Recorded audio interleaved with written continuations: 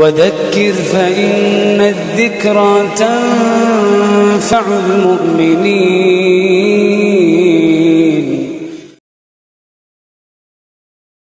السلام عليكم ورحمة الله وبركاته.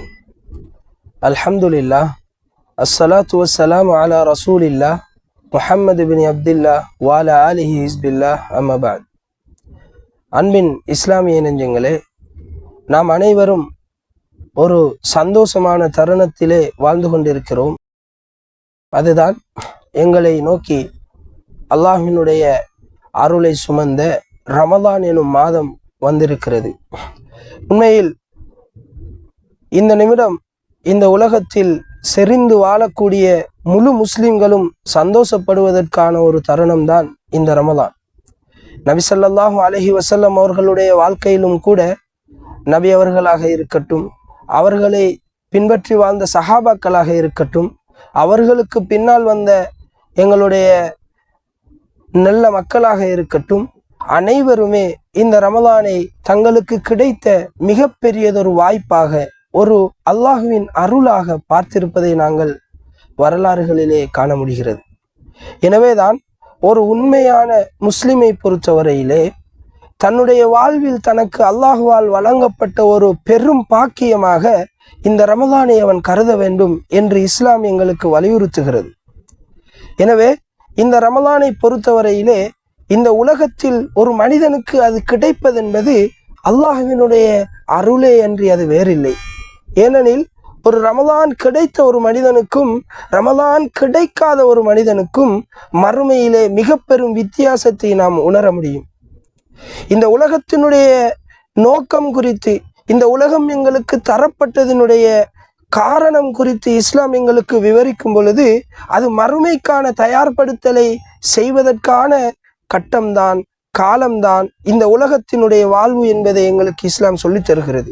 எனவே இந்த உலகத்தினுடைய வாழ்க்கையிலே மறுமைக்கான தயார்படுத்தலை நாம் செய்ய வேண்டும் என்றால் அதற்கு நிறையவே நன்மைக்கான வாய்ப்புகளை நாம் தேட வேண்டும், எங்களுடைய வாழ்க்கையை நன்மையில் கழிக்க வேண்டும். அப்படி என்றால் இந்த ரமலான் அதற்கு மிகப்பெரியதொரு சந்தர்ப்பம்.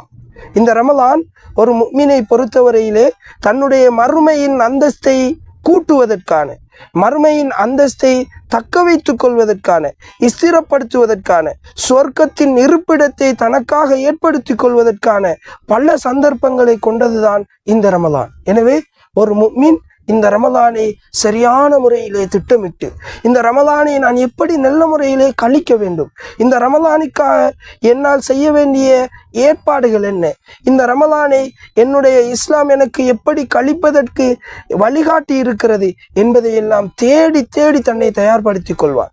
அதே நேரம் இந்த ரமலானுக்கு இருக்கின்ற சிறப்புகள் என்ன, அந்த சிறப்பை அடைவதற்கு என்ன வழிவகை உண்டு என்பதையெல்லாம் அவன் தேடுவான்.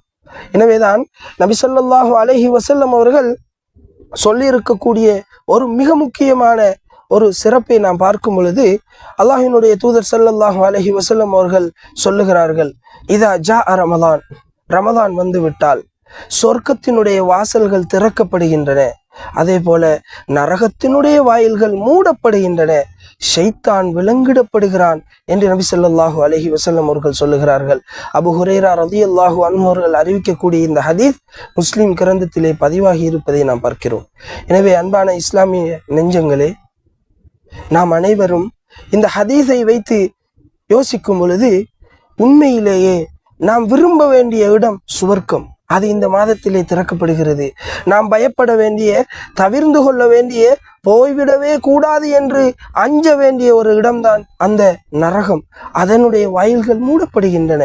அதே நேரத்திலே என்னுடைய வாழ்வை கேள்விக்குறியாக்கும், எனக்கு எதிரியாக இஸ்லாம் காட்டி தந்திருக்கும், அல்லாஹ்வின் முன்னால் எம்மை வழிகெடுப்பேன் என்று சபதம் விட்டு வந்திருக்கும் இந்த ஷைத்தானை அல்லாஹ் கட்டுப்படுத்துகிறான் என்றால் இந்த ரமலானை விடுத்து வேறு எந்த சந்தர்ப்பத்திலே என்னால் நல்ல மனிதனாக வாழ முடியும்? இதை விட மிகப்பெரியதொரு சிறப்பை என்னால் காட்ட முடியாது. எனவே இந்த ரமலானினுடைய முழு சிறப்பையும் இந்த ஹதீஸ் எங்களுக்கு சொல்லித் தருகிறது. இவ்வளவு சிறப்பு மிக்க இந்த ரமலானை நல்ல முறையிலே பயன்படுத்துவோம், அந்த சந்தர்ப்பத்தை அடைவோம். இதன் மூலம் திறக்கப்பட்ட சுவர்க்கத்தின் வாயிலினூடாக நுழைவதற்கு முயற்சிப்போம். அடைக்கப்பட்ட நரகத்தின் பக்கம் சென்று விடாமல் அது என்னை பொறுத்தவரையிலே அடைக்கப்பட்டே இருக்கட்டும். விலங்கிடப்பட்ட ஷைத்தான் என் மீது எந்தவித அதிகாரமும் செலுத்தாமல் அவன் விலங்கிடப்பட்டே இருக்கட்டும் என்ற அளவுக்கு என்னுடைய வாழ்க்கையை நான் மாற்ற வேண்டும். என்னுடைய வாழ்க்கையை நான் முழு முயற்சி செய்து நல்ல ஒரு நிலைக்கு மாற்ற வேண்டும் என்றால் இந்த ரமலானை நான் சரிவர நான் பயன்படுத்த வேண்டும். நபி ஸல்லல்லாஹு அலைஹி வஸல்லம் அவர்கள் இன்னும் ஒரு ஹதீஸிலே சொல்லும் பொழுது, இதனையும் அபூ ஹுரைரா ரலியல்லாஹு அன்ஹு அவர்கள் அறிவிக்கிறார்கள். முஸ்லிமிலே இதுவும் இந்த ஹதீஸும் பதிவு செய்யப்பட்டிருக்கிறது.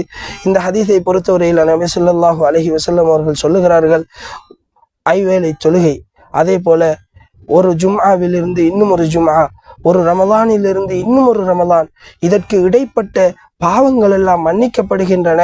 இதஜ்தனபல் கபாயிர், அந்த மனிதன் பெரும்பாவங்களை தவிர்ந்து கொண்டிருந்தால், ஒரு மனிதன் பெரும்பாவங்களில் இருந்து விலகி மனிதன் என்ற ரீதியிலே சிறிய சிறிய பாவங்கள் செய்து விடுவான்.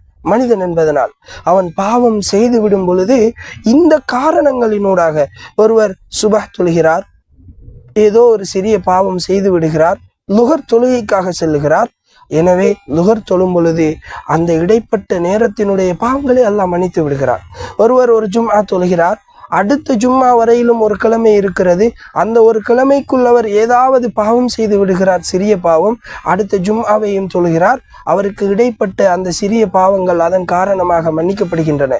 அதே போல ஒரு ரமலானை நல்ல முறையிலே பயன்படுத்துகிறார், அடுத்த ரமலானை அடைகிறார், இடைப்பட்ட காலங்களிலே அவர் செய்த சிறிய பாவங்கள் இந்த ரமலானை அவர் நல்ல முறையிலே அடைந்து பயன்படுத்துவதால் அவருடைய அந்த சிறிய பாவங்கள் எல்லாம் மன்னிக்கப்படுகின்றன.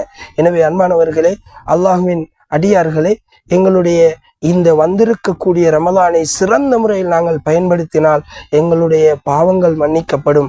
இந்த ரமலானை அடுத்த ரமலான் வரைக்குமான ஒரு சந்தர்ப்பமாக பயன்படுத்துவோம். அடுத்த ரமலான் வரும் வரைக்கும் இந்த ரமலானில் எடுத்த பயிற்சிகளை நல்ல முறையிலே எங்களுடைய வாழ்க்கையில் அமுல்படுத்தி சிறந்த மனிதர்களாக வாழ முயற்சிப்போம். மரணம் வரைக்கும் அது தொடர்வதற்கான முயற்சிகளை ஒவ்வொரு ரமலானிலும் எடுத்துக்கொள்வோம். அல்லாஹு தாலா இந்த ரமலானினுடைய சிறப்புகளை அடைந்தவர்களாக இந்த உலகத்திலும் வாழ்ந்து மறுமையிலும் இந்த சுவர்க்கத்திலே நாம் அனைவரும் நல்ல முறையிலே வாழ்வதற்கு அல்லாஹு தாலா அருள் பாலிப்பானாக. வ ஆகிரு தஅவானா அனில் ஹம்துலில்லாஹி ரப்பில் ஆலமீன்.